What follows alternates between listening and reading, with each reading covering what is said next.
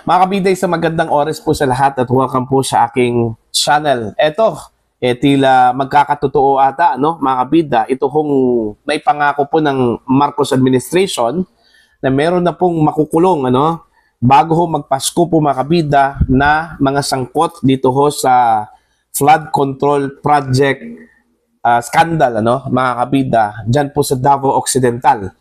Alright? Meron pong kabuang 96 million pesos po ang involved na pondo, ano, mga kabida, dyan ho sa proyekto ho sa flood control sa Davao Occidental, kung saan po ay nadiscover mga kabida na ghost project pala ito, ano, okay, kung saan po ang contractor di umano ito hong mga diskaya po mga kabida, ano, okay. Now, mismo ang Pangulo ang nag-anunsyo po kagabi mga kabida, ano, sa kanyang Facebook page. Okay? Sinabi po ng Pangulo, meron na raw arrest warrant na inilabas ito kong korte po mga kabida laban ho dito sa mga sangkot. Alright? At nilinaw po niya na wala raw piyansa ito kong kasong isinampa laban ho kay Diskaya at iba pang mga kinasuhan po mga kabida, no? Malversation of public funds to the highest level po ito, ano? Ito yung kaso po mga kabida, although malversation per se, bailable po yan, ano? Depende po yan sa degree. Pero yung pinakamataas na degree po ang isinampa po mga kabida laban ho dito kay Diskaya at iba pang mga kasamahan po niya, ano? Mga empleyado at opisyal daw ng DPWH, ano? Mga kabida. Okay? So, no bail bond recommended po ito.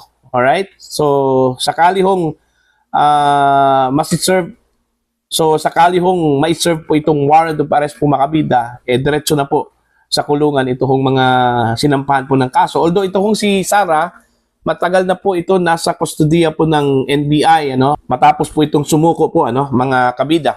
Pero ito hong 8 po mga kabida na sinabi po ng Pangulo, nag-signify daw, ano, na susuko daw ito, ano, mga kabida, sa most probably sa NBI, ano, bago po isi-serve ito kung warrant of arrest laban ho sa kanila, ano po, mga kabida.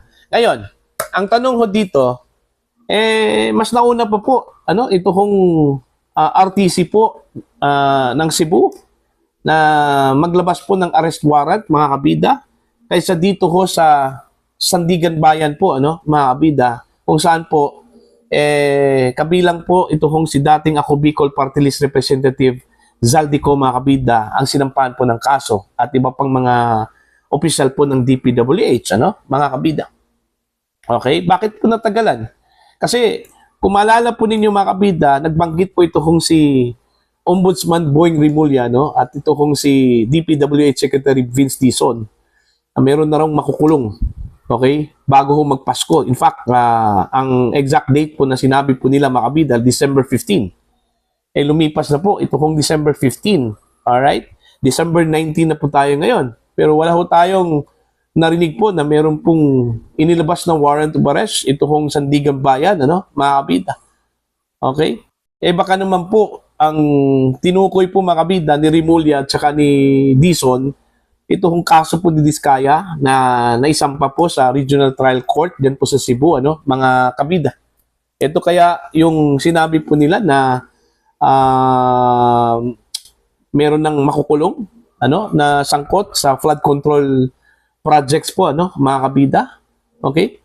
Pero yun nga nakapagtataka lang din, ano, kasi mas nauna kasi sinampahan po ng kaso ito kung si Zaldico, ano, mga kabida. At ilan pang mga opisyal po ng DPWH kaysa dito ho kay Diskaya, no, mga kabida. Alright? Yun yung malaking tanong po. Okay, bakit po mas inuna ito kung kumbaga pipitsugin na mga isinangkot po sa flood control scandal mga kabida dyan po sa Davao Occidental, ano?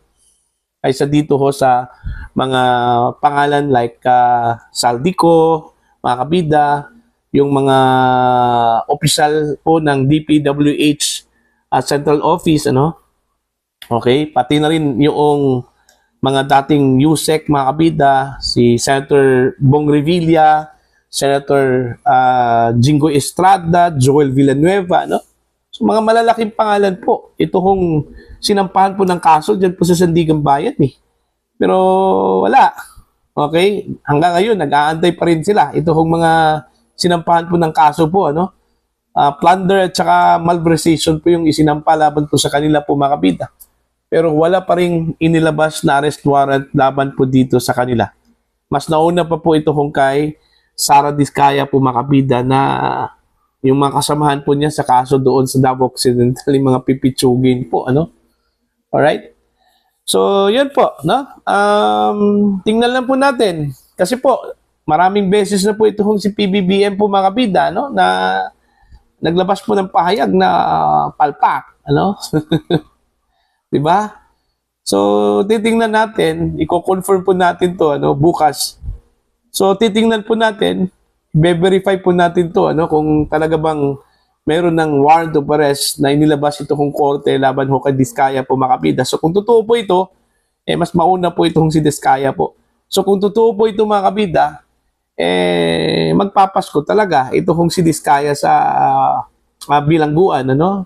Kabilang na po ito hong mga kanyang kabilang na po itong mga empleyado at opisyal po ng DPWH, ano? Mga kabida, na kasama ho niya sa kaso, ano? Malversation at graft na isinampa po laban sa kanila mga kabida, ano? Ang mas interesado po mga kabida, ito hong mga kababayan po natin, ito hong Sandigan Bayan. Okay, kung kailan po ito maglabas po ng arrest warrant laban po dito sa mga sinampahan po ng kaso, may kaugnayan po mga kabida sa flood control scandal, ano, mga kabida. Yun yung abangan po natin. Kasi po, mga malalaking figures ito malalaking personalidad. Kumpara ho dito sa kaso sa Davao Occidental, mga kabida, no? Isa lang po yung high profile figure dyan. Ito kung si Diskaya. Okay? Ito lang po si Diskaya po mga kabida. Okay? So yun po, no? Abangan po natin to ang mga developments dito mga kabida, no? Kasi po, kaya na sinabi ko po, si Sara Diskaya voluntaryo hong sumuko mga kabida sa NBI. Nagpa-custody po, no? Syempre naman, baka natakot po ito ano sa kanyang kaligtasan po mga kabida. Okay, sa kanyang buhay. Okay, kaya voluntaryo hong sumuko po ito. Nagpa-custody po sa NBI po ano, mga kabida. So, ito hong kaso po na isinampa ng ombudsman dyan po sa Sandigan Bayan. Aabot kaya ito sa Pasko, mga kabida, para makapaglabas po ng arrest warrant laban po sa mga isinangkot. O baka naman po magpapasko ito hong mga kinasuhan po makabida sa kanilang mga bahay po. Okay? 'Di ba? So, tingnan lang po natin. Okay? Tingnan lang po natin. Baka naman po may humanitarian consideration po itong Sandigan Bayan po makabida, no? Hindi ho maglabas po ng warrant of arrest while nasa Yuletide season po, ano? Mga kabida. Okay? So, abangan po natin 'yan sa susunod na mga araw po mga kabida. Basta ang promise po ng Marcos administration, meron pong makukulong, okay, bago ho magpasko mga kabida.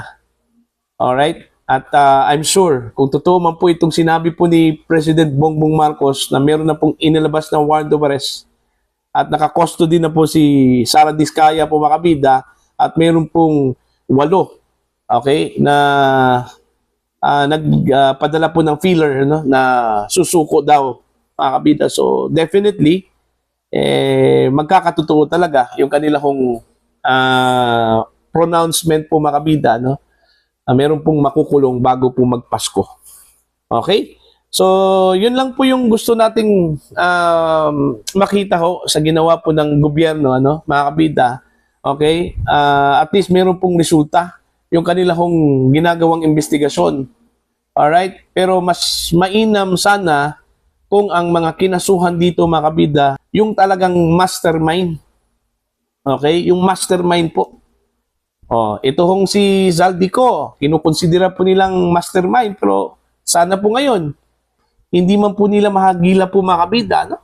Hindi nga nila alam kung saan po nagtago ito hong si Zaldico, ano, sa ibang bansa, ano, mga kabida. Puro lang po hula na nandun daw sa Portugal, kasi baka daw meron daw Portuguese passport ito hong si Zaldico na hindi naman po nila kinukumpirma eh.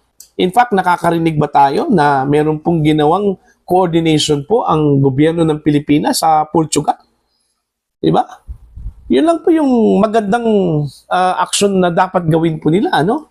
Kung naniniwala ho ang gobyerno na ito hong si Zaldico nandun sa Portugal, dapat agad ho na makikipag-ugnayan po ang mga opisyal po natin sa Portugal, ano? Mga kabida. Okay?